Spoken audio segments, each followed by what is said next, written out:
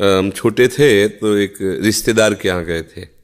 गर्मियों की छुट्टी में बच्चे जाते हैं ना अपने संबंधियों के यहाँ, 1 महीना की छुट्टी होती है तो वही घूमने का अवसर मिलता है, तो परिवार के सदस्य जन छूट दे देते हैं, बहन के यहाँ, मौसी के यहाँ, मामा के, ऐसे। तो बहन के यहाँ गए थे, तो बहन की जो पति की बहन होती है उसे नंद कहते हैं, वो उनके यहाँ ले गई थी। तो उनके यहाँ हम गए हुए थे तो एक कमरे में देखा एक नौजवान व्यक्ति पड़ा हुआ था, वो शायद उनकी ननंद के पति थे। तो उनको पता नहीं क्या लगा, भगवान की प्रेरणा, हम तो बच्चे ही थे, तो हमें बुलाया, ऐसे नज़दीक गए तो रोने लगे। उनका बच्चा अब हमारी कोई बात नहीं सुनता, तो हमें मन में है आपसे बता दें। तो शायद हमें भगवान उदाहरण देना चाहते होंगे इसलिए सुनवाया होगा, नहीं तो हम बच्चा थे, उनका कोई सपोर्ट तो कर ही नहीं सकते थे। उनका बच्चा है, जो बिल्डिंग देख रहे हो ना, ये मेरी बनवाई हुई है, वो मेरी पत्नी है, और वो टाकीज के सामने मेरी चाय समोसा पान इसकी दुकान थी, और मैं सुबह से शाम तक मेहनत करता। तो यही पत्नी हमारे मोजे जूते उतार करके और हमें प्यार करती थी। हमारे शरीर में लकवा मार गया, अब मैं उठ नहीं सकते। बोले 2 रोटी से ज़्यादा भोजन नहीं देती, और कहती ज़्यादा देंगे तो बार बार शौच करोगे, हमें फेंकना पड़ेगा।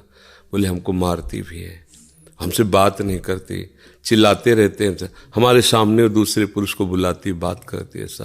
बोले किससे कहूँ, अगर कहूँ तो ये मारेगी आकर के, कहना नहीं। तो हम बच्चे थे पर वो बात हमारे दिमाग में, हम बार बार सोचा इस विषय कि मेरे से क्यों कहा। तो शायद मुझे शिक्षा भगवान दिलाना चाहते थे, एक उदाहरण हमारे दिमाग में। देखो ये वो बता रहा है कि जब मैं कमा के आता था तो मेरे जूते मुझे उतारती थी, मुझे प्रेम करती थी। आज वही पत्नी है, मेरा ही सब वैभव है, मुझे रोटी भर पेट नहीं, क्योंकि लकवा मार गया, शरीर बेकार हो गया, अब वो पड़ा ऐसे। अब उस व्यक्ति का कौन मित्र होगा, कोई प्यार से बात, तभी तो हम बच्चे थे, हमें बुलाया, कोई प्यार से बात नहीं कर सकता। वही व्यक्ति है जिसने अपने जीवन को सजाने की चेष्टा की, लेकिन एक मित्र है जिसको नहीं जानता था। इसीलिए अगर उस मित्र को जानता होता तो उसको रोना नहीं बनता, वो केवल उसी से बात करता और जीवन बदल जाता। वो कर तुम अकर तुम अन्यथा कर तुम, सच्ची मानो।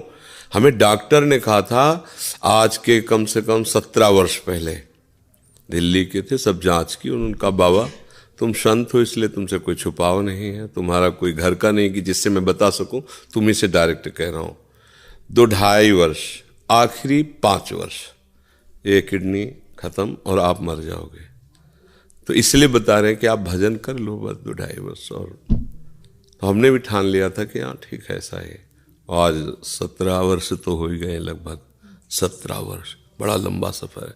अभी आपके सामने बैठे हैं, फेल भी है और पास भी है, नहीं पास है। देखो जो दिनचर्या हमें चाहिए वो हमारे शरीर कर रहा है, तो हम पास है। और फेल इसलिए कि संसार की दृष्टि से वो किडनी फेल है। अगर भगवान का भरोसा ना होता तो सोचो आज हम कितने परेशान होते, शरीर को लेकर, पैसे को लेकर, कितना खर्चा, कैसी दवाइयाँ, कहाँ से डॉक्टर कहाँ लाते, क्या कुछ नहीं करना होता।